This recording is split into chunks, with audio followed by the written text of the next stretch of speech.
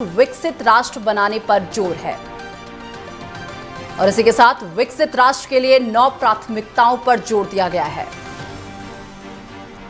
कौशल विकास पर 2 lakh crore, education loan 20 lakh किया गया है। तो ग्राफिक्स के जरिए आपको समझा रहे हैं और इसी के साथ महिलाओं के लिए योजनाओं पर 3 लाख करोड़ खर्च।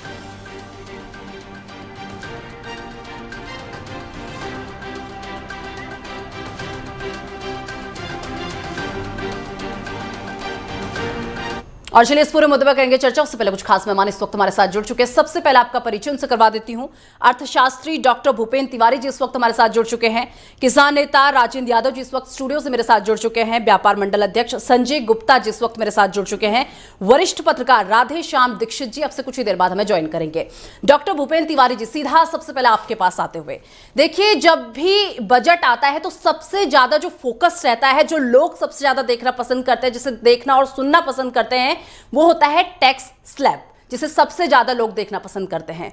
तो क्या एक बार तो आप इस टैक्स स्लैब को समझाइए, क्या इससे प्रॉफिट हुआ है या लॉस हुआ है? क्या ये ऊंट के मुंह में जीरे जैसा टैक्स स्लैब है, क्या है? एक बार इसे पूरी तरीके से समझाइए। जी बहुत बहुत धन्यवाद आपको समय देने के लिए। देखिए, एक तो ये था कि उम्मीदें बहुत थी, अर्थव्यवस्था के दृष्टिकोण से अगर देखें तो भी उम्मीदें बहुत ज़्यादा थी, और अगर मिडिल क्लास फैमिली की दृष्टिकोण से देखें तो भी उम्मीदें थी। 2-3 चीज़ें टैक्स में उम्मीद किया जा रहा था। एक तो स्टैंडर्ड डिडक्शन की लिमिट बढ़ेगी, बढ़ाई गई है लिमिट 50,000 से केवल 75,000 किया गया है। ये उम्मीद थोड़ा सा ज़्यादा की थी, क्योंकि ये तो बिल्कुल ऐसे है कि आप मान लीजिए 7 लाख के ऊपर हैं या 10 लाख के ऊपर हैं, आज के ज़माने में 25,000 का स्टैंडर्ड डिडक्शन कोई बहुत बड़ा मायने नहीं रखता है इस महंगाई के ज़माने में। दूसरी बात यह है कि एक चीज़ ये किया जा रहा था कि उम्मीद की जा रही थी कि जो स्टैंडर्ड एटीसी का स्लैब है, उस एटीसी में खास करके जो मेडिकल इंश्योरेंस की बात की जा रही थी, उसकी सीमा को थोड़ा सा बढ़ाया जाएगा, क्योंकि हेल्थ सेक्टर में अगर आप जब से टैक्स जीएसटी लगने लगा है और ये इंश्योरेंस सेक्टर जीएसटी के दायरे में है, तो इस पे बड़ा हाई टैक्स लगता है। और आप अगर पूरी फैमिली का अगर इंश्योरेंस लेना चाहते हैं, हेल्थ इंश्योरेंस लेना चाहते हैं, तो वो बड़ा महंगा पड़ता है, और छूट हमें केवल 25,000 का मिलता है। तो एक प्रॉब्लम तो ये था। और दूसरी प्रॉब्लम ये थी कि खास करके जब हम हाउसिंग लोन की बात करते थे, इंफ्रास्ट्रक्चर डेवलपमेंट की बात करते थे, और एक मिडिल क्लास फैमिली को रोटी कपड़ा मकान चाहिए होता था, तो जब रोटी कपड़ा मकान की बात करते थे तो होता था अपना छत होना चाहिए, और केवल 2 लाख का जो हमको डिडक्शन मिलता था वो एक बहुत थोड़ा सा, जिसको कहते हैं ऊंट के मुंह में जीरा के समान था। तो उसमें भी ये माना जा रहा था कि आपकी बार सरकार कुछ राहत दे सकती है। तो ये 2-3 चीज एस्पेक्ट ऐसे थे, खास करके इनकम टैक्स के, डायरेक्ट टैक्स के क्षेत्र में, जहां पर ये उम्मीद किया जा रहा था कि हमको कुछ मिलेगा। लेकिन वास्तव में जिस तरह से उम्मीद किया जा रहा था उस तरह की थोड़ा सा हम कहेंगे निराशा ही थी, उतना उम्मीद नहीं था। लेकिन हाँ, ये भी इस साथ में जोड़ना चाहेंगे कि ये इसका नेगेटिव इंपैक्ट नहीं पड़ेगा। देखिए, जब टैक्स में, डायरेक्ट टैक्स में छूट मिलती है तो उससे डिस्पोजेबल इनकम बढ़ेगी मिडिल क्लास की, और मिडिल क्लास का डिस्पोजेबल इनकम जब बढ़ता है तो उससे डिमांड बढ़ती है, और डिमांड का सीधा असर एफएमसीजी प्रोडक्ट और ऑटोमोबाइल सेक्टर पे पड़ता है। तो नेगेटिव इंपैक्ट तो नहीं है, लेकिन हाँ ये है कि जो उम्मीद की जा रही थी वो नहीं मिला है। चलिए ठीक है भूपेंद्र तिवारी जी, और इस पर अधिक चर्चा मैं आपके साथ करूंगी, लेकिन उससे पहले किसान नेता भी इस वक्त मेरे साथ बने हुए हैं, राजेंद्र यादव जी। बहुत स्वागत है सर आपका। राजेंद्र यादव जी, जो उम्मीदें आपको इस बजट से थी, क्या ये बजट आपकी उम्मीदों पर खरा उतरा है? नहीं, मैं तो यही कहना चाहूँगा कि जो बजट है वो बिल्कुल रखना जरूरी उन्होंने चाहा था किसानों के इर्द गिर्द, लेकिन बहुत कुछ क्या कहते हैं इसमें नया नहीं था। वही पुराने जो 2-3 जो बजट थे उनको इन्होंने घुमा फिरा कर वही आमा जमला पहनाने की कोशिश की है, कॉपी पेस्ट करने की कोशिश बिल्कुल इन्होंने की है कि हाँ। और बजट की भी बात करने लगे तो बजट में भी बहुत ज़्यादा वृद्धि इन लोगों ने नहीं की है। लगभग 30,000 करोड़ रुपए की लगभग वृद्धि करी है, जो कि बिल्कुल मैं आपकी बात आगे बढ़ाऊंगा, ऊँट के मुँह में जीरे जैसी वाली कहावत जो है वो सीधी हो जाती है। क्योंकि देश का किसान जो था बहुत लंबे समय से जो है धरनारत था, देश की तरफ देख रहा था, सरकार की तरफ देख रहा था कि कहीं ना कहीं उसे एमएसपी मिलेगी। लेकिन इस वक्तव्य में वित्त मंत्री ने सिर्फ ये कहा कि सही दाम दिलाने की हम लोग कोशिश करेंगे, देने की कोई ऐसी बात नहीं की। क्योंकि जो हम लोग पिछले बजट में भी यही चर्चा करते चले आए हैं कि किसानों को देने की बात तो ये कहते हैं, लेकिन धरातल पर कुछ देते नहीं हैं। जब देने की बात आती है तो अब ये सिर्फ लुभावने वादे करते हैं। उन्हीं लुभावने वादों में आज फिर जो है देश का किसान जो है वो अपने आप को छला सा महसूस कर रहा है, और कहीं ना कहीं जो उम्मीद थी वो उम्मीद उसकी लगातार टूटती हुई नजर आई है। मतलब कुल मिलाकर ये ऊंट के मुंह में जीरे जैसा नहीं, बजट आपसे मांगते हैं। बिल्कुल वही है, क्योंकि कोई भी नई चीज़ उसमें लाने की कोई बात नहीं कही है। ग्रामीण आय बढ़ाने की बात कही है, वो तो पिछली बार भी कहा था। हाँ। जैसे मत्स्य पालन की बात कर रही थी, मत्स्य पालन की बात पिछली बार भी कही थी। हाँ। लेकिन इस चीज़ में अगर देखा जाए तो जो रेलगाड़ियों की बात करी थी शुरू करने के लिए की बात थी कि भाई किसानों के लिए रेल की व्यवस्था करेंगे। हाँ। एक बार तो कहा था हवाई जहाज की व्यवस्था करेंगे। ऐसी उन बातों पर कोई चर्चा नहीं करी गई है। यहाँ तक की बात है कि एक बार भी वित्त मंत्री ने ये नहीं कहा है कि जो पिछले बजट में उन्होंने कहा था कि हम किसान की जो फसल है उसको उसके खेत के आसपास से खरीदने का काम करेंगे, उस पर भी कोई नई चीज इन लोगों ने दिखाने का काम नहीं किया है। आपको उम्मीदें तो थी या नहीं? क्योंकि देखिए जिस तरीके से सरकार और किसानों के बीच एक खींचतान चली आ रही थी, बहुत लंबे समय से खींचतान चली आ रही थी, कि आपको लग रहा था कि एक उम्मीद खड़ी थी आपके अंदर कि हाँ शायद क्या पता मन चेंज हो जाए और कुछ नया जो है इस बजट में देखने को मिले? नहीं, जाहिर सी बात है, क्योंकि देखने में ये आया था कि जैसे 3.0 सरकार शुरू हुई थी। हाँ। इस बार हुई थी तो सबसे पहला काम जो किया था किसान सम्मान निधि की बात करी थी, तो जो देश का कहीं किसान था उसको एक बार हल्का सा खुश करने की कोशिश करी थी, तो उससे उम्मीद और ज्यादा बढ़ जाती थी। हाँ। कि देश का किसान जो है सरकार की तरफ देख रहा है कि हो सकता है चलो इन्होंने एक बार शुरुआत करनी चाहिए, कोई बहुत अच्छी शुरुआत या बहुत अच्छा पिटारा कहते हैं सरकार किसानों के लिए खोलेंगे। ऐसा कुछ देखने को नहीं मिला। हाँ, उम्मीद बिल्कुल जो थी वो बिल्कुल तहस नहस हो गई है किसानों की, कि वो बहुत अच्छी चीज उनको नहीं मिल पाई है। चलिए, कुल मिलाकर इस बजट से आप बिल्कुल खुश नहीं हैं, और जिस तरीके से अभी आपका स्टेटमेंट आया कि तहस नहस हो गई हैं सारी चीजें, जो सोचा था वैसा कुछ भी हाथ नहीं लगा। चलिए ठीक है। संजय गुप्ता जी भी इस वक्त मेरे साथ जुड़े हुए हैं, व्यापार मंडल अध्यक्ष। बहुत स्वागत है संजय गुप्ता जी आपका नेटवर्क 10 पर। संजय गुप्ता जी, क्या आपकी उम्मीदों में खरा उतरा ये बजट? देखिए, हमारे दृष्टिकोण में दो इसके पहलू हैं। एक तो हम लोग ये अपेक्षा कर रहे थे कि वित्त मंत्री जी ई कॉमर्स की पॉलिसी लागू करेंगी और रिटेल ट्रेड की पॉलिसी लागू करेंगी, क्योंकि हम लोगों की जानकारी के अनुसार केंद्र सरकार ई कॉमर्स की पॉलिसी पे काम कर रही है। लेकिन वित्त मंत्री जी ने ई कॉमर्स की पॉलिसी या व्यापारियों के लिए सीधे सीधे कोई पेंशन योजना या स्वास्थ्य बीमा इस तरीके की कोई भी योजना लागू नहीं की। ये उसका एक पक्ष है। लेकिन दूसरे पक्ष में यदि हम देखें तो इनडायरेक्ट वे में व्यापारियों को भी मिला है। वो ऐसे मिला है कि वर्तमान में हम लोग काफी समय से ये मांग कर रहे थे कि टैक्स के स्लैब में परिवर्तन होना चाहिए। हाँ। और वित्त मंत्री जी ने 5, 0, 5, 10, 15, 20, 30% जो स्लैब रखा है, इस स्लैब से निश्चित रूप से देश के लोगों की आय कागज पे बढ़ेगी। आज की डेट में 6 करोड़ लोग जो है आयकर देते हैं। इसकी आवश्यकता और संख्या बढ़ाने की मुझे लगता है जो स्लैब चेंज हुआ है, इस स्लैब के चेंज होने से अगले फाइनेंशियल ईयर में कम से कम 10 करोड़ लोग जो हैं वो इनकम टैक्स पे ही हो जाएंगे।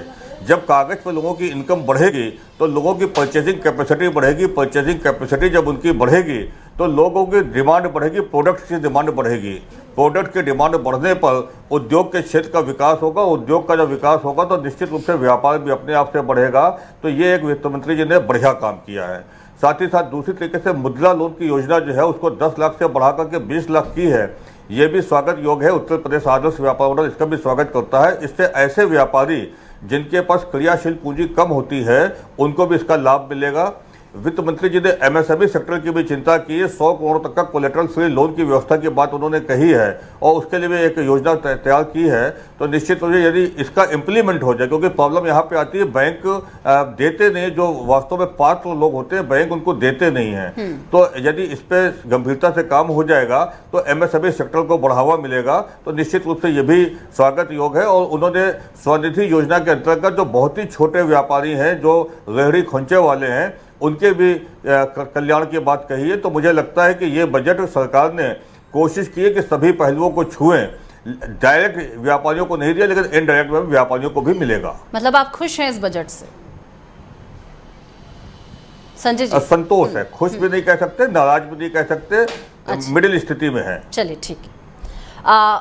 डॉक्टर भूपेंद्र तिवारी जी भी लगातार हमारे साथ बने हुए हैं। डॉक्टर भूपेंद्र तिवारी जी, देखिए अगर बात कर ली जाए एक मिडिल क्लास कहाँ से आता है, किस टैक्स स्लैब में आता है, अगर उसकी बात कर ली जाए तो देखिए 3 लाख से 6 लाख, अगर पुराने दरों की मैं बात करूं तो 5% जो है यहाँ पर टैक्स रहता था। लेकिन अब वही नई दरों की बात कर ली जाए तो 3 लाख से 7 लाख के बीच में 5% जो है यहाँ पर टैक्स रहेगा। और यही सबसे ज्यादा मिडिल क्लास, और कहीं ना कहीं मिडिल क्लास ये सोच रहा था कि शायद इस टैक्स स्लैब में जो आगे जो दर जो टैक्स है वो जीरो लिखा हुआ आए, क्योंकि मिडिल क्लास यहीं पर ही, और सबसे ज्यादा प्रेशर भी जो है इसी पर जो है पड़ता हुआ नजर आता है।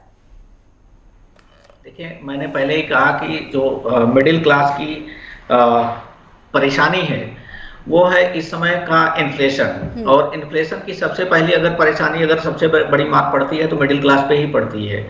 लोअर क्लास जो है वो एग्रीकल्चर सेक्टर में अपना जीविकोपार्जन किसी तरीके से तो करता है, लेकिन मिडिल क्लास में दिक्कत ये होती है कि अगर हम आज भी देखें तो जीएसटी का जो टोटल रेवेन्यू में योगदान है वो 18% है, और जो क्या कहते हैं इनकम टैक्स का, डायरेक्ट टैक्स जिसको हम कहते हैं, डायरेक्ट टैक्स इनकम टैक्स का योगदान जो है वो 19% है। तो 19% का योगदान आज भी कर रहा है। तो इसका मतलब है कि अभी भी जीएसटी यानी जो हम इंडस्ट्रियल सेक्टर की बात कर रहे हैं वो उसका कंट्रीब्यूशन कम है, और जो इंडस्ट्रियल सेक्टर है उसका कंट्रीब्यूशन आज भी कम है। एक जमाना हुआ करता था जब हम एग्रीकल्चर सेक्टर की बात करते थे, 90% कंट्रीब्यूशन करता था इकोनॉमी में। आज की डेट में वो 23% कंट्रीब्यूशन करता है, जबकि कोरोना में सबसे यही एग्रीकल्चर सेक्टर था जो सबसे ज्यादा योगदान कर रहा था। कोरोना में सबसे ज्यादा अगर इकोनॉमी को बूस्ट दिया है तो यही मिडिल क्लास और एग्रीकल्चर सेक्टर ने दिया था। तो हम ये उम्मीद कर रहे थे कि इस खास करके दो सेक्टर जो दो जगह मैंने बताया था कि एक तो इंश्योरेंस में जो एटीसी का जो दायरा था उसको बढ़ाया जाएगा। एटीसी के दायरे को बढ़ाते हुए खास करके जो इन्वेस्टमेंट की लिमिट है वो बढ़ाई जाएगी।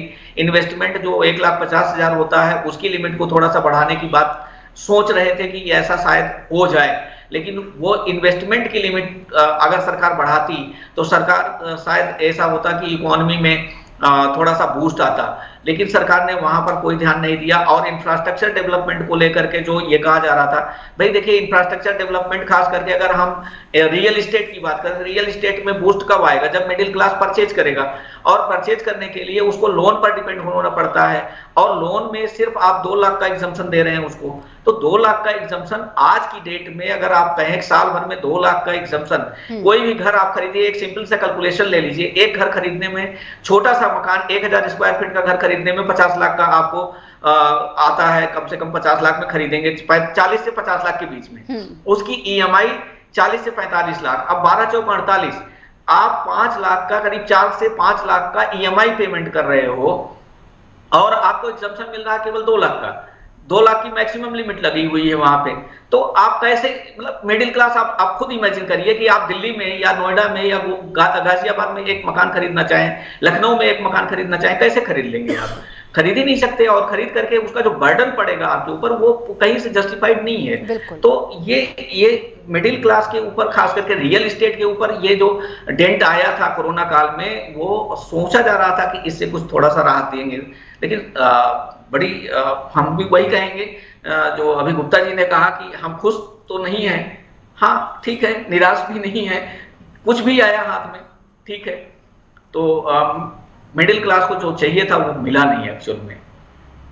चलिए ठीक है। इसी बीच वरिष्ठ पत्रकार राधेश्याम दीक्षित जी भी हमारे साथ जुड़ चुके हैं। बहुत स्वागत है सर आपका।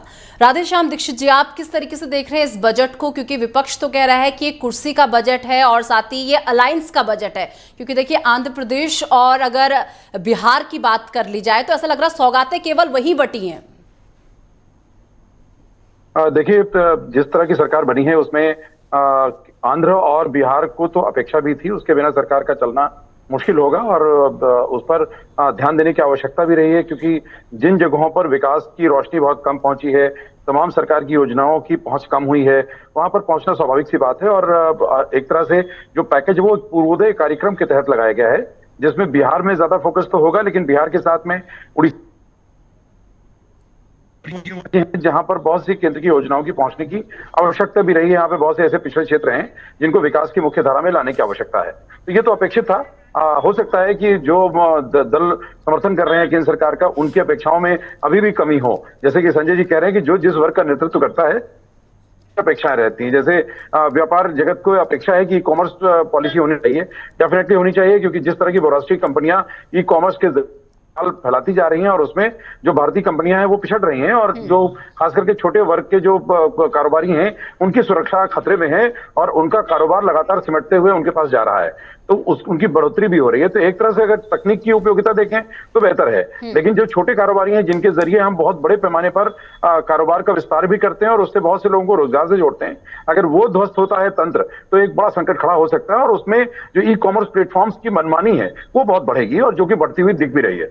तो हमें इसको भी एक तरह से कंट्रोल करना है। तो उसके लिए जो बजट में है वो प्रोविजंस जरूर होने चाहिए थे, एक पक्ष, और दूसरा शिक्षा एक बड़ा मुद्दा है। शिक्षा है, रोजगार है और बेरोजगारी को नियंत्रित करने के लिए जो कुछ इनिशिएटिव्स लिए गए हैं वो जितनी बड़ी आबादी है उसके हिसाब से बहुत कम है और इसका दायरा और बड़ा होना चाहिए, क्योंकि सरकार को ये पता है कि ये लगातार जिस तरह से आबादी बढ़ रही है ये संकट भी बड़ा हो रहा है। शोध की बात पहले भी सरकार ने की थी और उसमें बजट के लिए प्रोविजन भी किए गए थे, लेकिन उसका व्यापक दायरा जितना अपेक्षित है और जो बुनियादी तौर पर उसके एग्जीक्यूशन में ढांचागत व्यवस्था होने के साथ में क्रियान्वयन में भी दिखना है, वो भी एक बड़ी चुनौती है। हालांकि बजट में प्रोविजन किए गए हैं तो देखना होगा कि उसमें कितना कन्वर्जेंस आता है।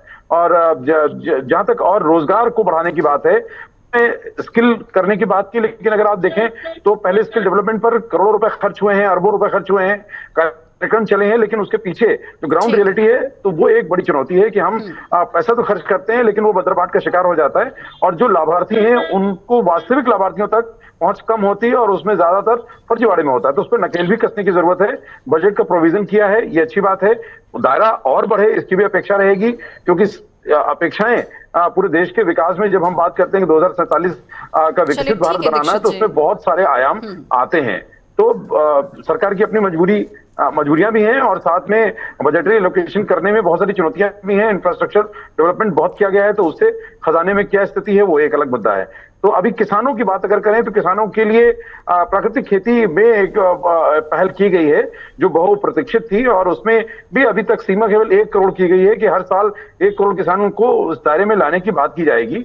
इसको थोड़ा ज्यादा बढ़ाना चाहिए जिससे कि कृषि क्षेत्र में जो आत्मनिर्भरता की तरफ भारत बढ़ सके उस दिशा में हम आगे बढ़े, क्योंकि लाखों करोड़ रुपए केवल सब्सिडी जो खाद की है उस पर जा रहा है, कीटनाशकों पर जा रहा है और उनका दुष्प्रभाव भी हमें देखने को मिल रहा है। और उसमें एक बड़ी चुनौती है कि सरकार को इसके प्रचार प्रसार पर भी ध्यान देना होगा कि जो प्राकृतिक कृषक आते हैं, जो इसके उत्पादक आते हैं, जो प्रसंस्करण कर रहे हैं, उनको भी इसमें प्रमोशन मिले ताकि उनकी खपत बाजार में बढ़े। अभी आप देखें तो पूरी दुनिया के देश भारत से अपेक्षा करते हैं कि ऑर्गेनिक या नेचुरल जो फार्मिंग के जो प्रोड्यूस हैं वो लें, लेकिन भारत के जो कंज्यूमर्स हैं उन तक उनकी पहुंच कम हो पा रही है। तो उसके विस्तार के लिए, उनके प्रमोशन के लिए, एग्रीकल्चर मार्केटिंग के लिए बहुत बड़े डायमेंशन की जरूरत है। चलिए ठीक है दीक्षित जी, वापस आपके पास मैं लौटूंगी। इसी बीच और भी गेस्ट मेरे साथ इस वक्त बने हुए हैं। राजनीतिक विश्लेषक आलोक पांडे जी इस वक्त मेरे साथ जुड़ चुके हैं। बहुत स्वागत है सर आपका। आलोक पांडे जी, किस तरीके से देख रहे हैं इस बजट को, क्या कहेंगे इस बजट को लेकर, क्या आप सेटिस्फाइड हैं इस बजट से? देखिए बजट को लेकर के संतुष्टि 100% कहां से आ सकती है? बजट की सीमा है, पॉपुलेशन 140 करोड़ है, जनसंख्या हम दुनिया में सबसे ज्यादा बढ़ाने वाले लोगों में है। इतनी पॉपुलेशन बढ़ाते हैं, कहां से सरकार के पास कोई जादू का पिटारा है क्या? 140 करोड़ जनसंख्या हम लिए बैठे हैं, दुनिया की 17-18% पॉपुलेशन है, 2-2.5% हमारे पास लैंड है। तो सरकार कोई भी आए, सारी लोगों की इच्छाएं और जरूरतें 140 करोड़ लोग कोई भी सरकार है पूरी नहीं कर सकती है। मैं पॉलिटिकल एनालिस्ट के नजरिए से बात कह रहा हूँ, मैं अर्थशास्त्री नहीं हूँ, तो मैं राजनीतिक विश्लेषक हूँ, मैं वो बात बताऊंगा जो चीजें हैं। दूसरी बात, नेटवर्क टेंडर मैंने कल कहा था, नेटवर्क टेंडर को बधाई हो, मैंने कहा था भारतीय जनता पार्टी को अगर जीतना है चुनाव तो मध्यम वर्ग को टैक्स में बेहतरीन छूट देनी होगी, नहीं तो 240 से 40 सीटें रह जाएंगी अगले चुनाव में। मुझे लगता है वो प्रोग्राम देख लिया भारत सरकार ने और मध्यम वर्ग को कम से कम या जो नौकरी पेशे वाले वर्ग को टैक्स में बेहतरीन छूट दी है। और कल मैंने ये भी कहा था आपके दोपहर के प्रोग्राम में, नेटवर्क में, कि 10 सालों में जो नौकरी पेशे वाला वर्ग है उससे भारतीय जनता पार्टी ने क्यों उसे सख्त किया है, उसे चूसा मात्र है, उसे दिया कुछ नहीं। तो बहुत सारी हमारी उम्मीदें मध्यम वर्ग को हो सकती है, लेकिन मध्यम वर्ग को जो सबसे ज्यादा दिक्कत थी उसकी कमाई का वो 10% स्लैब गायब हो गया था। 5% के पास 20% टैक्स पड़ता था, उससे बहुत ज्यादा इनकम टैक्स बनता था और हमारी गाढ़ी कमाई का बहुत बड़ा हिस्सा, यानी लगभग 2 महीने का वेतन भारत सरकार टैक्स के रूप में ले लेती थी। तो कम से कम सरकार ने उस टैक्स स्लैब में छूट दे करके हमें सीधे कुछ राहत दी। सब कुछ भारत सरकार नहीं दे सकती है, उससे भी देश को आगे चलाना है, लेकिन फिर भी मध्यम वर्ग को उन्होंने एक राहत दी है, खासकर उस वर्ग को जो नौकरी पेशा वाला वर्ग है, जो भारतीय जनता पार्टी का कोर वोटर भी माना जाता है। तो इसलिए भारतीय जनता पार्टी ने कम से कम अपने कोर वोटर की तरफ कुछ ध्यान देना शुरू किया है। ये एक अच्छी बात है। वरना मैंने कब कहा था कि अपर क्लास और लोअर क्लास, इस देश में सबसे अमीर आदमी को भी बहुत मिला और सबसे गरीब आदमी को बहुत मिला। आप देखिए शेयर मार्केट में वैसी स्थिति नहीं है इस बजट के बाद जैसे इसके पिछले 10 सालों में रहा था। जी सर। चलिए वहीं राजेंद्र यादव जी भी हमारे साथ काफ़ी देर से बने हुए हैं। राजेंद्र यादव जी, देखिए एमएसपी की भी हम बात कर रहे थे, तो एमएसपी पर भी कहा गया है कि कोशिश करेंगे, क्या लग रहा है? हम लोग तो पहले से ही कह रहे हैं। देखिए कोशिश करने की बात ही सरकार कर रही है। पिछले लगातार 2-3 साल से आप देख रहे हैं कि किसान लगातार धरनारत है और सिर्फ सरकार की तरफ से एक शब्द सुनने को आता है कि हम लोग कोशिश करते हैं। कोशिश आखिर कब तक कोशिश में इस किसान को फंसाए रखोगे? क्योंकि देश का किसान का दुर्भाग्य है कि वो अपना बिल्कुल जीवन व्यापन जो है किस स्तर पर कर रहा है। देश में 65% जो किसान है लगभग, वो बहुत छोटा तबके का किसान है। उसके बारे में भी सोचना चाहिए, सरकार को सोचना चाहिए कि भाई हम लोग जीएसटी फ्री चाहते थे, अपने क्या कहते हैं खाद चाहते थे, बीज चाहते थे, हम लोग अपना जो भी कृषि के उपकरण थे उनको चाहते थे भाई इसे इस दायरे से बिल्कुल बाहर रखा जाए। क्योंकि सरकार ने 1-2 बार कहा भी था कि हम लोग कोशिश करेंगे कि ये आपकी जो मांग है उसको माना जाए, लेकिन उसमें कहीं ना कहीं चर्चा करने का भी कोई विषय इसमें देखने को नहीं मिला है। बात अभी पैनल से निकल के आई थी, प्राकृतिक खेती की बात कर रहे थे, तो मेरे ख्याल से अभी भी देश का बहुत बड़ा भूभाग है जिस पर प्राकृतिक खेती के ऊपर ही क्या कहते हैं हम लोग निर्भर हैं। तो उसमें आता है आपकी जो सिंचाई की व्यवस्था है वो बिल्कुल प्राकृतिक तरीके से चल रही है। तो देश के जो 2-3 राज्य हैं वो तो इस तरीके से हुए हैं, बहुत सारे हिस्से ऐसे हुए पड़े हैं कि जो बिल्कुल वर्षा पर ही निर्भर है, एक फसल साल में करते हैं। तो उस चीज़ पे भी तवज्जो देना चाहिए, क्योंकि बहुत लंबे समय से वो लोग मांग करते हुए आ रहे हैं कि हमें भाई सिंचाई का पानी जो है वो उपलब्ध कराने की आपका कृपा करिएगा। हम लोग भी हम चाहते हैं कि ये प्रदेश भी जो है, कुछ प्रदेश जो है वो भी संपन्न होना चाहते हैं। वो भी चाहते हैं कि भाई ठीक है, हम भी अपना जो है परिवार है बहुत अच्छे तरीके से पालें। और मैं तो ये कहता हूँ कि जो देश का किसान है वो पूरा देश चला रहा है। वो अगर किसान को आप कुछ नहीं दोगे, किसान बहुत अच्छी फसल आपको नहीं देगा, तो कहीं ना कहीं आम जन की जो थाली है, जो आप देख रहे हैं रोजाना चर्चा करते हैं हम लोग कि भाई महंगाई बहुत होगी, बहुत होगी, कहीं ना कहीं वो थाली जो सुखड़ रही है, वो सुखड़ने का जो काम है उसे और कितना आगे आप बढ़ाओगे। हम तो कहते हैं कि जो आम आदमी की थाली है उसको आप बढ़ाइएगा, कम से कम दो समय का खाना जो है आदमी भरपेट खा ले, खुश हो जाए कि हाँ चलो ठीक है यार, मैं सरकार ने ऐसा कुछ किया है किसानों के लिए भी। चलो किसान भी बेचारा अपना दे देता है, देश के लिए दे देता है। बात एक पैनल से एक बात आई थी कि बिल्कुल कोविड के समय की बात है, जो कोविड के समय में किसानों ने दिखा दिया, खेती ने दिखा दिया है कि आपको जो जीडीपी की हम लोग बात करते हैं उसमें 6.46% की जो इकोनॉमी ग्रोथ करी थी उस समय, जब सब जगह के दरवाजे बंद हो गए थे, तो वहाँ सिर्फ खेती नहीं तो आपका सहारा दिया और आप उसको बिल्कुल दरकिनार कर रहे हो, आप उसको देख नहीं रहे हो। तो कहीं ना कहीं ये वर्ग कहता है कि सरकार से कहता है कि आप हमारी तरफ देखिएगा, हम देश की तरफ देखेंगे। तो सरकार को इनको बिल्कुल दरकिनार नहीं करना चाहिए, इनको एक आर्थिक रूप से भी इनको मजबूत करने के लिए की जिम्मेवारी उठानी चाहिए। और जो कि पिछले बजट के मुकाबले मैंने पहले भी कहा था 30,000 करोड़ रुपए जो बढ़ाए हुए हैं कि वो बहुत बड़ा अमाउंट नहीं है, बहुत ज़्यादा क्या कहते हैं इस बजट में कोई इजाफा नहीं किया है, बिल्कुल छू के निकलने वाला बजट बिल्कुल आया है देखने में। किसान बिल्कुल भी संतुष्ट नहीं होगा और जो धरने लगातार चल रहे हैं, हो सकता है कुछ समय बाद आपको देखने को मिले कुछ ना कुछ विशेष पैकेज लेने की मांग हम लोग फिर दोबारा से करेंगे। अच्छा ठीक है, विशेष पैकेज की अभी आपने बात किया, आगे भी इस पर चर्चा की जाएगी। कौन से विशेष पैकेज की आप लोग बातें कर रहे हैं, इस पर भी आगे लगातार चर्चा यूं ही जारी रहेगी। फिलहाल बुलेटिन में वक्त एक छोटे से ब्रेक का, ब्रेक फोन हासिल होता है। और चलिए ब्रेक के बाद एक बार फिर से आप सभी का स्वागत है। लगातार सभी गेस्ट इस वक्त हमारे साथ बने हुए हैं। राजेंद्र यादव जी विशेष पैकेज की बात कर रहे थे, उस पर भी हम चर्चा करेंगे, लेकिन उससे पहले संजय गुप्ता जी भी काफी देर से हमारे साथ बने हुए हैं। संजय गुप्ता जी, अभी जब मैंने आपसे सवाल किया था तो आपने कहा ये बजट ना खुशी दे रहा है ना ज्यादा हम दुखी हैं इस बजट से।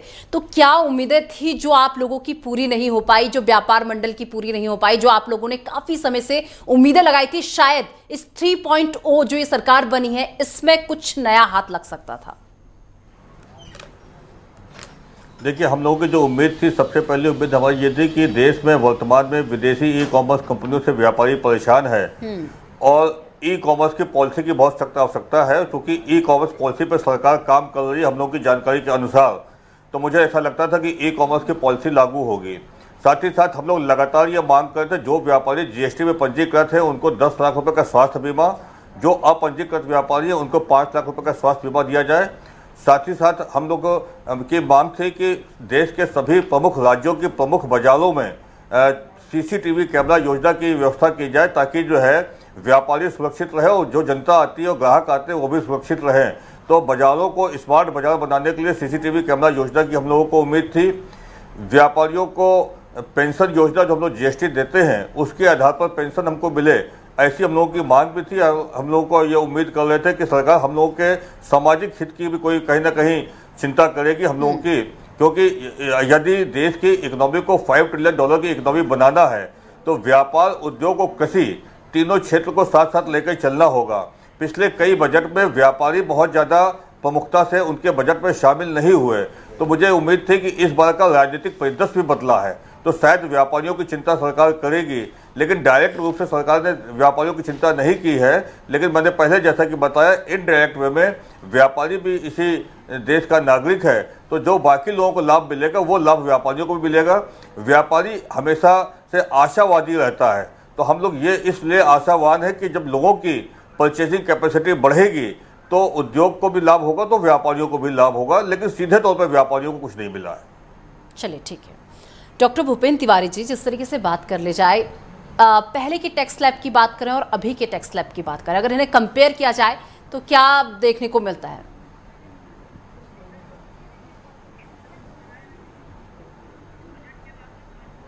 ज्यादा है और नए टैक्स स्लैब में टैक्स ज्यादा। चलिए डॉक्टर भूपेंद्र तिवारी जी, माफी के साथ थोड़ी देर आपको रोकना चाहूंगी। इसी बीच कांग्रेस बजट के बाद प्रेस कॉन्फ्रेंस कर रही है, क्या कुछ कह रही है वो आपको सुनवाते हैं। Portions of the statement, and then you can refer to the rest when you telecast or write. You have listened to the budget speech of the Honorable Finance Minister, as I did. The budget documents were uploaded only about 3 hours ago, and it will take time to read and analyze the documents. On behalf of the Congress Party, I shall make a few observations and comments, and my colleague, Ms. Supriya Srinath, will add more observations. I have already tweeted that I am happy that the Honorable Finance Minister had an opportunity to read the Congress manifesto after the Lok Sabha 2024 elections. She has virtually adopted the ideas underlying our proposals on employment-linked incentive ELI scheme, the apprenticeship scheme with an allowance to the apprentice, and in the abolition of the angel tax. I welcome her to borrow our ideas, and I wish she had borrowed or adopted many more ideas from the Congress manifesto. This morning, I had created a template to comment on the budget. In the first part of this statement, I have set out our expectations of the budget. In the second part, I have noted. और चलिए वापस चर्चा में का रुख करते हैं। Doctor Bhupendra Tiwari ji, आप कुछ कह रहे थे, अपनी बात कंप्लीट कीजिए सर। देखिए, मैं जो टैक्स की बात आपने पूछा था वो उस टैक्स में स्वाभाविक है कि अगर आपका मान लें कि 1 लाख का या करीब 1.5 लाख का आपका इनकम है और 1.5 लाख के इनकम में अगर आप 12 महीने का कैलकुलेशन करेंगे तो नए टैक्स स्लैब के अकॉर्डिंग आपको करीब 17,000 के करीब पर मंथ टैक्स डिडक्शन करना पड़ता है। और अगर आप उसी को पुराने टैक्स स्लैब में ले जाएंगे तो आपका टैक्स स्लैब घट करके आ जाता है करीब 10,500 11,000 के आसपास। तो ये स्वाभाविक है कि हमको पुराने टैक्स स्लैब में थोड़ा सा बेनिफिट तो ज़्यादा है। अब रही बात, अगर आप बहुत हाई इनकम ग्रुप में हैं, जैसे आप अगर 15 लाख के 20 लाख के ऊपर जा रहे हैं, 30 लाख के ऊपर जा रहे हैं, तो आपको पुराने टैक्स स्लैब में फायदा नहीं होगा, आपको नए टैक्स स्लैब का रुख करना चाहिए, क्योंकि वहां पर आपको उसमें बेनिफिट ज्यादा है। अब आते हैं थोड़ा सा हम अपने जो और पैनल मेंबर्स को मैंने सुना, थोड़ा सा मैं कमेंट करना चाहूंगा एग्रीकल्चर सेक्टर को लेकर के। देखिए, जब हम लोग बात करते हैं तो हम लोगों की थोड़ी सी लिमिट हो जाती है, केवल यूपी, बिहार, मध्य प्रदेश, झारखंड और उड़ीसा खाद्यान्नों को लेकर के हम केवल बात करते हैं, पंजाब, नॉर्थ इंडिया। लेकिन अगर थोड़ा सा agriculture sector and allied sector की बात किया जाए तो आप थोड़ा रुक करिए नॉर्थ ईस्ट प्रदेश को, जहां पर केवल बांस का उत्पादन किया जाता है, मत्स्य उत्पादन, साउथ में चले जाइए, मत्स्य उत्पादन किया जाता है।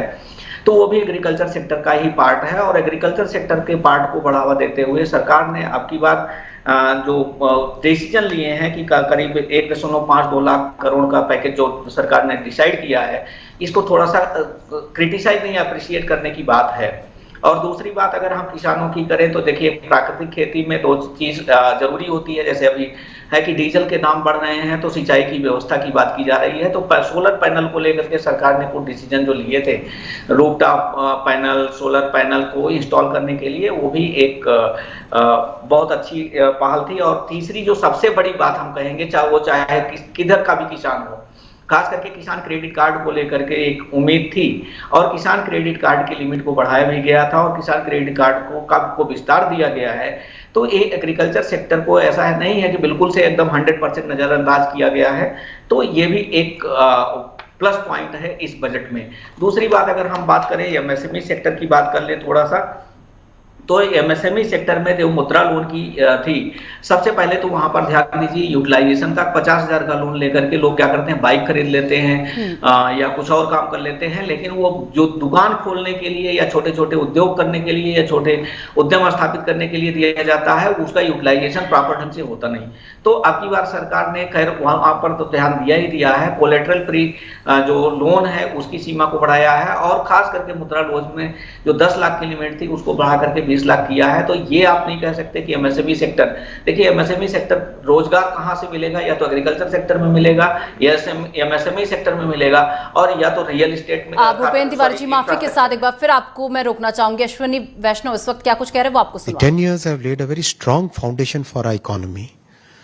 Today our banking sector is strong. Our entire middle income families, they have seen a new employment opportunities coming up.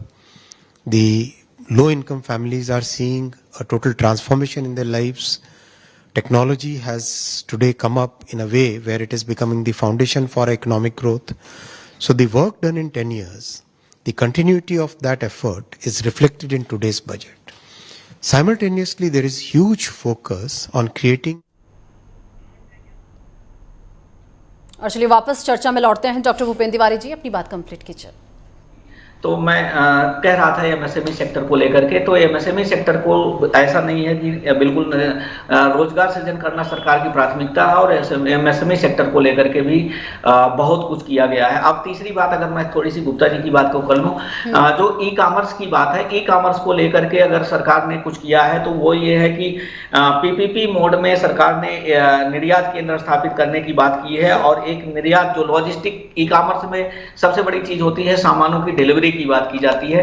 तो ई कॉमर्स को जो एक पॉलिसी लाने की बात थी कि उसमें बहुत सारे लोगों को रजिस्टर करना पड़ेगा, और जो एक वर्चस्व स्थापित हो रहा है, हम एग्री करते हैं कि खास करके अमेजॉन या फ्लिपकार्ट या इन जो ये सारी कंपनियां हैं, ये अपना एक वर्चस्व स्थापित करके धीरे धीरे अपने ही प्रोडक्ट को वो फर्स्ट सर्च में अपने प्रोडक्ट को करती हैं, इसके बाद आपके प्रोडक्ट को सबसे लास्ट में दिखाती हैं। तो इसको लेकर के सरकार ने थोड़ा सा एक एसओपी बनाने की बात कही है, क्योंकि मैं डॉक्यूमेंट अभी पढ़ रहा हूं और इसको मैं देख रहा हूं, तो एसओपी इसमें बनाई जाएगी। तो हमको लगता है कि इससे जो आपका शिकायत है वो थोड़ा, मैं 100% तो नहीं कह रहा हूं, थोड़ा सा दूर हो सकता है। चलिए ठीक है, लगातार सभी गेस्ट हमारे साथ बने हुए हैं और ये चर्चा यूं ही आगे जारी रहेगी। फिलहाल वक्त एक छोटे से ब्रेक का, और चलिए ब्रेक के बाद एक बार फिर से आप सभी का स्वागत है। लगातार सभी गेस्ट इस वक्त हमारे साथ बने हुए हैं। आलोक पांडे जी, सीधा आपके पास आते हुए, देखिए अगर आप विपक्ष की बात कर लें तो विपक्ष कह रहा है कि ये तो कॉपी पेस्ट वाला बजट है, इन्होंने कॉपी किया है फिर इसे पेस्ट कर दिया है, ये वो बजट है। मल्लिकार्जुन खड़गे की बात कर ली जाए तो कह रहे हैं नकलची बजट है, क्या कहेंगे? ये तो नकल कहां से किया है? कांग्रेस तो पिछले 10 साल से सत्ता में नहीं है, तो नकल क्या कांग्रेस वाला कॉपी पेस्ट किया या अपना वाला ही कर दिया है? अगर अपना कर दिया तो कंटिन्यूटी ऑफ सरकार गवर्नमेंट है, और गवर्नमेंट कंटिन्यूटी में होती है, तो ऐसा कोई बहुत बड़ा ड्रामेटिक चेंज क्या करे? जो चीज कंटिन्यू चल रही है उसी को तो आगे बढ़ाएगी ना। और एक बंदे राहुल गांधी जी का भी बयान सुना, तो उन्होंने कहा कि ये तो चुनावी बजट है, या 2 राज्यों का बजट, बिहार और तेलंगाना को लेकर के अखिलेश जी ने भी हमला किया है कि सरकार बचाने के लिए बजट बनाया गया। तो क्या कांग्रेस सरकार जब 2004 से 14 में रही, 200 कुछ सीटें लेकर के और 133 सीटें, 206 और 133 सीटें लेकर के, तो जिन राज्यों के लिए मजबूत सरकारें थी, स्टेट गवर्नमेंट थी, वेस्ट बंगाल वगैरह, वहां के लिए कांग्रेस क्या करती थी? तो सीधी सी बात है, जब 240 सीटें आई है भारतीय जनता पार्टी की और जेडीयू और तेलंगाना की पार्टी तेलुगु देशम पर वो डिपेंडेंसी है, तो निश्चित बात है उसके लिए कुछ करना ही होगा। दूसरी बात, बिहार से मैं लाइव हूँ इस समय, बिहार में करीब 78% जो लैंड है इस समय की, वो डूब क्षेत्र में आती है, पानी भर जाता है सब जगह। मैं इसमें सहरसा में, पटना से 215 किलोमीटर बगल में, सुबह मैं पटना में था। तो आप बताइए, अगर बिहार को वाकई, मैं पहले बिहार में नहीं बिहार को जानता था जोग्राफिकली 1-2 साल पहले, तो मैं कहता था इसे स्पेशल राज्य क्यों चाहिए। लेकिन जब बिहार को मैंने घूमा, देखा, उसकी प्रॉब्लम्स देखी, देख रहा हूं, तो मुझे लगता है स्पेशल राज्य मिले या न मिले, क्योंकि स्पेशल राज्य की क्राइटेरिया अलग है, बट स्पेशल इकोनॉमिक हेल्प होनी ही चाहिए। अभी तक नहीं हुई, ये लेट हुआ, क्योंकि अगर आप बिहार को, उत्तर प्रदेश को डेवलप नहीं करते तो इस देश की बहुत बड़ी पॉपुलेशन गरीबी रेखा के नीचे रहेगी और हम कभी भी एक विकसित राष्ट्र की परिकल्पना नहीं कर सकते। तो अगर बिहार को पॉलिटिकली मोटिवेटेड होकर के भी, ये नीतीश कुमार को खुश करने के लिए भी कुछ विशेष पैकेज दिया जा रहा है, तो भी ये आर्थिक रूप से बिहार को समृद्ध करने के लिए बहुत अच्छी घटनाक्रम है। इसमें कहाँ कोई दिक्कत है? बिहार की गरीबी, बिहार का जो इंडेक्स है वो कितना कमजोर है, और उसका कारण केवल आक्रामक सरकारें नहीं है। बिहार से बाहर बैठ के जब आप दोष देते हैं तो एक कारण कमजोर सरकार भी होती है। लेकिन इस समय जो डिवाइडेड बिहार है, झारखंड अलग हो जाने के बाद, जब 78% लैंड में पानी भर जाता है और 4 महीने उसमें पानी भरा रहता है, आप बताइए उसमें कैसे इंडस्ट्री लगाई जाए, कैसे रोड इंफ्रास्ट्रक्चर डेवलप किया जाए, कैसे रोजगार दिया जाए। ये प्रॉब्लम तो है बिहार में। तो इसीलिए बिहार को वाकई एक स्पेशल हेल्प की जरूरत थी, और भारत सरकार ने जो किया है उसके इस कदम से बिहार की जमीन में बैठ करके मैं कह सकता हूं कि ये केवल पॉलिटिकली नहीं है, बिहार को वाकई इसकी जरूरत थी। और ये बजट, देखिए हमारे शरीर में जहां बीमारी होती है ना निशा जी, हम वहीं का इलाज कराते हैं ना। ऐसा तो नहीं कि बीमारी पेट का इलाज ब्रेन का करें। तो बिहार और उत्तर प्रदेश कमजोर राज्य है इकोनॉमिकली, और हमें इनको अतिरिक्त मदद देनी ही होगी। और एक बात तेलंगाना की, तेलंगाना के लिए भी, क्योंकि तेलंगाना को मैं बहुत डीपली नहीं जानता उस राज्य के लिए, तो मैं कह सकता हूं कि वहां शायद उतनी गरीबी नहीं है बिहार और उत्तर प्रदेश की तुलना में। तो वहां के लिए अगर वो कहते हैं तो, लेकिन विपक्ष तो कह रहा है कि अलायंस का बजट है। फिर अगर बिहार और जिस तरीके से आंध्र प्रदेश को बड़ी सौगात केंद्र सरकार की तरफ से दी गई इस बजट में, तो बार बार विपक्ष की तरफ से कहा जा रहा है कि अलायंस का बजट है। सर जी, बिहार को तो मैंने डिटेल बिहार की धरती में बैठ के एक्सप्लेन कर दिया। तेलंगाना के मामले में मैं नहीं कह सकता बहुत ज्यादा, लेकिन बिहार के लिए उन्होंने किया है, ठीक है सर, भारत का ही हिस्सा है कम से कम, और किसी राज्य को कभी न कभी कुछ तो मिलेगा। जब बंगाल के लिए केंद्र सरकार में विशेष बजट आता था, जब ममता बनर्जी के दबाव में सरकारें हुआ करती थी, या पंजाब के लिए आता था, पंजाब के लिए होती थी, तो जो राजनीतिक दल हैं वो ये देख करके बजट वाकई बनाते हैं। लेकिन भारत तो सब भारत है ना, किसी राज्य को अभी थोड़ा कम मिलेगा, किसी राज्य को अभी थोड़ा ज्यादा मिलेगा। आप मतलब केक को चक्कू से काट के थोड़ी काट सकते कि केक जैसा है, हमने चक्कू से काट के बांट दिया। तो बजट केवल आर्थिक सर्वेक्षण नहीं रहेगा आज की डेट में, पॉलिटिकली उसके अपने मायने रखते हैं, कोई भी सरकार उससे छूटी नहीं। ठीक है आलोक पांडे जी। राधेश्याम जी भी इस वक्त हमारे साथ बने हुए हैं। राधेश्याम दीक्षित जी, जिस तरीके से बात अब किसानों की कर ली जाए, देखिए किसान नेता भी यहाँ पर मौजूद हैं, उन्होंने साफ तौर पर कहा कि हमें बहुत निराशा हुई, ये बजट आया हमें काफ़ी निराशा हुई, काफ़ी उम्मीदें थी। तो किसानों के लिहाज से इस बजट को किस तरीके से देख रहे हैं आप? देखिए निशा जी, बहुत महत्वपूर्ण विषय है, क्योंकि एक दाने से 1000 दाने उगाने वाला किसान गरीब होता जा रहा है। बिल्कुल। और उसी की उपज को खरीद कर, चाहे वो रिलायंस हो, चाहे अडानी हो, चाहे वो टाटा हो, बहुत से ऐसे ग्रुप हैं जो एग्रीकल्चर सेक्टर में काम कर रहे हैं, गोदरेज ग्रुप है, वो सब लगातार प्रॉफिट बना रहे हैं। तो ये डिस्पैरिटी कहाँ है, ये हमें देखने की बात है कि किसान को नुकसान क्यों होता है। सरकार की इतने लंबे वर्षों की अवधि में किसान की आय को दुगना करने के बहुत से कार्यक्रम चलाए गए, लेकिन बुनियादी तौर पर अगर बड़े पैमाने पर किसान की बात देखें तो उसकी आय दुगनी होने के बजाय लगातार उसके खर्चे बढ़ते जा रहे हैं, क्योंकि जो उर्वरक है उसमें सब्सिडी अगर हटा दी जाए तो शायद किसान मरने की नौबत पे आ जाएगा। तो किसानों के लिए विशेष काम करने की आवश्यकता है, क्योंकि उनकी आबादी 65% से ज्यादा है, और अभी भी अगर नई जनगणना में देखा जाएगा तो नए तरह के किसान भी उसमें आ रहे हैं, तो शायद ये आबादी ज्यादा हो जाएगी, क्योंकि कृषि में संभावनाएं बहुत हैं जिसको कम अभी हमें एक्सप्लोर किया गया है। और उनकी इसीलिए पूरी दुनिया की तमाम कंपनियां भारत के कृषि क्षेत्र में दखल देने के लिए आमादा हैं। अगर आप देखें तो अभी भी संगठित क्षेत्र की जो कंपनियां हैं उन्होंने ही कृषि क्षेत्र में अगर इंफ्रास्ट्रक्चर डेवलपमेंट में दखल बनाई है, एग्रीकल्चर इंफ्रास्ट्रक्चर फंड का उपयोग किया है, तो ज्यादातर एग्रीमेंट के तहत काम करने वाले कंपनियों ने ही लाभ लिया है। अभी असली किसानों को लाभ इसका कम मिल पाया है, क्योंकि उसकी जो बुनियादी शर्तें हैं उनको आम किसान पूरे नहीं करते। अगर उसमें अगर 2 से 4% बहुत अपर क्लास के जो किसान होंगे, अगर हम पंजाब की बात करें, हरियाणा की बात करें, जहां इस तरह के समृद्ध किसान हैं, वो कुछ लाभ ले सकते होंगे। लेकिन पूरे देश में जो अन्य राज्य हैं वहां पर किसानों की स्थिति बहुत खराब है। उत्तर प्रदेश, बिहार की बात करें तो वहां 70 से 80 या इससे भी ज्यादा प्रतिशत तो छोटे छोटे किसान हैं, उन पर एक ध्यान बहुत नहीं पहुंच पाता। और अभी भी जो पिछड़े इलाके हैं वहां पर बहुराष्ट्रीय कंपनियां तो ट्रैक्टर पहुंचाना चाहती हैं, लेकिन छोटे जो किसानों के लिए ट्रैक्टर या बड़ी मशीनरी का कोई उपयोग नहीं है। और उनके बीच में जो एफपीओ बन रहे हैं उनको बड़ी मशीनरी का फार्म मशीनरी बैंक दिया जा रहा है, उनकी छोटे मशीनों पर कोई सब्सिडी या लाभ नहीं मिल रहा है, तो उनको वो भी मिलना चाहिए ताकि वो अपने काम को बेहतर ढंग से काम कर सकें। मैं चौंकाने वाली बात बताने जा रहा हूँ। भारतीय कृषि अनुसंधान परिषद की एक इकाई है जो महाराष्ट्र के परभणी में, उसमें बैल 40-45 यंत्र विकसित किए हैं। लेकिन किन बहुराष्ट्रीय कंपनियों के दबाव में कृषि अनुसंधान परिषद सभी राज्यों में उसका विस्तार नहीं कर रही है, चुनौती की बात है। लगातार जो कृषि वैज्ञानिक है या एक कॉकस बड़ा ये लगातार ये बताने में कामयाब हो रहा है कि अब कोई बैल चालित यंत्रों से खेती नहीं करना चाहता, जबकि वो अत्याधुनिक यंत्र हैं जो एक ट्रैक्टर के जो इम्प्लीमेंट्स हैं उतने भर में 45 यंत्र आ सकते हैं और एक किसान को बिना किसी एडिशनल कॉस्ट के अपने बैलों के आधार पर काम कर सकता है। लेकिन वो नहीं हो रहा है। क्यों नहीं हो रहा है? केवल अभी मध्य प्रदेश में थोड़ा बहुत काम हुआ है इस पे। ये बहुत बड़ा विषय है, क्योंकि छोटे जोत के किसान लगातार मर रहे हैं और उनके यहाँ खेती छोड़ने की दर लगातार बढ़ रही है।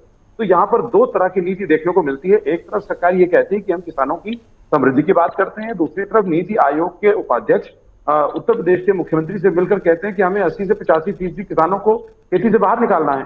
तो ये बड़ी चुनौती की बात है कि अगर ये 2 तरह की बात चल रही है तो कहीं तो ऐसा नहीं है कि हम एक लॉलीपॉप देकर किसानों को खुश करने की बात करते हैं और दूसरी तरफ किसानों की किसानी से अलग करके उनको मजदूर बनाने की रणनीति की जा रही है, क्योंकि जो मैन्युफैक्चरिंग सेक्टर है उसमें मजदूरों की कमी होती है। तो लगातार कहीं ना कहीं एक सोशल का ट्रैक हो जाता है कि एक किसान जब अपनी खेती छोड़ करके आता है तो अपने परिवार के काम नहीं आता, अपने गांव के उद्यम नहीं बढ़ा पाता, वो मजदूर बनकर शहर में आता है तो उसका जीवन भी दूसरों पर निर्भर होता है और पूरी तरह से परिवार बिखरता चला जाता है। उसके परिवार के बच्चों की शिक्षा संकट में आती है। तो पूरी तरह से गांव का जो तंत्र है, जो हमारे यहाँ कभी महात्मा गांधी ने सपना देखा था कि हम लघु और कुटीर उद्योगों का एक संजाल बनाएंगे जिसमें लोगों को अपने गांव में रोजगार मिलेगा, गांव की आवश्यक वस्तुओं का उत्पादन वहीं होगा, उससे रोजगार भी मिलेगा, बेरोजगारी भी घटेगी, स्किल वहीं से लगातार डेवलप होगी एक साइक्लिक प्रोसेस में। वो नहीं हो रहा है। दुर्भाग्य की बात है कि पंचायती राज की नीति के तहत पंचायतों में पंचायतें उद्योग लगाएंगी, ऐसा प्रावधान था और वहीं से सारी तरह के चाहे वो फाइल्स लिए जानी हो, चाहे फर्नीचर लिए जाने वो लिए जाएंगे। लेकिन आज कोई भी सरकारी दफ्तर में बहुराष्ट्रीय कंपनियों का उत्पाद दिखने को मिलता है। गांव से आया हुआ, पंचायतों से आया हुआ कोई उत्पाद नहीं होता, क्योंकि कहीं ना कहीं उसको कंडेम किया गया और इस सब के पीछे बहुत बड़ा एक कॉकस काम करता है और सरकार को उस कॉकस को तोड़ना होगा। निचले स्तर पर उद्यमियों को बढ़ाने के लिए, छोटे और मझोले उद्योगों को बढ़ाने के लिए और जो स्किल्ड मैन पावर है उसको उन्हीं गांव के आसपास काम देने के लिए बहुत काम करना पड़ेगा। 10,000 एफपीओ सरकार ने बनाने की घोषणा की थी, उसमें काम तो एफपीओ तो बन गए, लेकिन उसमें से 1% एफपीओ को छोड़ दें, कोई भी ठीक से चल नहीं पा रहा। चलिए ठीक है दीक्षित जी, माफी के साथ आपको रोकना चाहूंगी और गेस्ट भी इस वक्त मेरे साथ बने हुए हैं। राजेंद्र यादव जी, जिस तरीके से भी आप विशेष पैकेज की बात कर रहे थे कि अगर अब यहाँ पर बजट में तो कुछ खास हाथ नहीं लगा, अब हम विशेष पैकेज की मांग करेंगे, जहाँ एमएसपी को लेकर वित्त मंत्री की तरफ से कहा गया कि कोशिश करेंगे, तो आपको लग रहा है कि विशेष पैकेज की आप मांग रखेंगे और पूरी कर दी जाएगी? क्या है कि सरकार से अगर कोई आईना नहीं दिखाओगे तो सरकार उस तरफ काम करना भी नहीं चाहती है। आज हम कह सकते हैं कि 3.0 जब सरकार शुरू हुई तो उसमें सबसे पहले जो है किसान की सम्मान निधि जो है उसको रिलीज करने का काम किया। ये कहीं ना कहीं किसान का जो लगातार विरोध है उसका एक आगाज आपको देखने को मिला। ऊपर से क्या है कि भारतीय जनता पार्टी को चुनाव में भी बहुत बड़ा नुकसान हुआ है। हाँ। बात हम करते हैं कि भाई इन्होंने कोशिश करने की बात की है, हमने मांगने की बात की कि आप हमें दे दो, तो ये कहीं ना कहीं एक बड़ा विषय है। इस पे हो सकता है दोबारा से एक आंदोलन देखने को मिले। सबसे बड़ी बात है, मैंने एक विशेष पैकेज की बात की थी क्योंकि अभी हमारे साथी ने पैनलिस्ट ने एक बात कही थी, किसान की आत्महत्या की बात कही थी। किसान की आत्महत्या की दर जो है बहुत बढ़ती जा रही है। तो हम लोगों ने ऋण माफी के लिए हम बहुत लंबे समय से कह रहे हैं कि किसान का जो ऋण है उसको आप माफ कर दीजिएगा। उस बारे में सरकार से वार्ता भी कई बार हो चुकी है, कहते हैं कि हम लोग कर देंगे। तो ये चीज़ बिल्कुल इसको बिल्कुल छुआ नहीं। आज के बजट में देखा जाए तो ऋण माफी योजना को लेकर कहीं भी बिल्कुल छूने तक की भी बात नहीं कही है। तो वो एक बड़ा विषय है, इस पर हो सकता है हम सरकार के साथ वार्ता करने की बात करेंगे और हो सकता है कि अगर धरना या आंदोलन करने की जरूरत पड़ी तो हम लोग फिर दोबारा से तैयार हैं। आपको हो सकता है कि बहुत जल्दी कोई ऐसी न्यूज़ आपके साथ आपके माध्यम से ही दिखाई जाएगी कि जो किसान है वो दिल्ली में एक तरफ इकट्ठा हुए हैं और आगे की रणनीति बना के कोई आंदोलन की प्रक्रिया है उसको आगे बढ़ाने की बात कर रहे हैं। तो मैं चाहता हूँ कि ऐसी कोई चीज़ ना आए कि दोबारा से लोगों को सड़कों पर देखने की बात आए। तो सरकार इस पर एक बार विचार विमर्श कर ले, किसान नेताओं किसान संगठनों के साथ एक वार्ता कर ले। इसमें ऋण माफी में भी बहुत सारी कहते हैं सुधार की गुंजाइश है, क्योंकि देश का किसान जो है बहुत तबका हो गया है, मतलब बहुत ज़्यादा संख्या में आत्महत्या की जो बातें हैं वो सामने आती हैं। आप लोगों के माध्यम से हम लोग सुनते हैं, बड़ा पीड़ित होते हैं। दुख होता है कि देश का किसान जो अन्नदाता कहलाता है वो आत्महत्या करने पर मजबूर है। बिल्कुल। और कुल मिलाकर अगर देखा जाए तो इस बजट से कहीं ना कहीं हर वर्ग को काफ़ी उम्मीदें थी, लेकिन जहां तक अभी तक हमारा पूरा पैनल यहां पर डिस्कशन कर रहा था तो कहीं ना कहीं एक निराशाजनक जो चीज़ें हैं वो हाथ लगी। फिलहाल बहुत शुक्रिया आप पांचों का हमारे साथ जुड़ने के लिए और इस पूरे मुद्दे पर हमारे साथ चर्चा करने के लिए।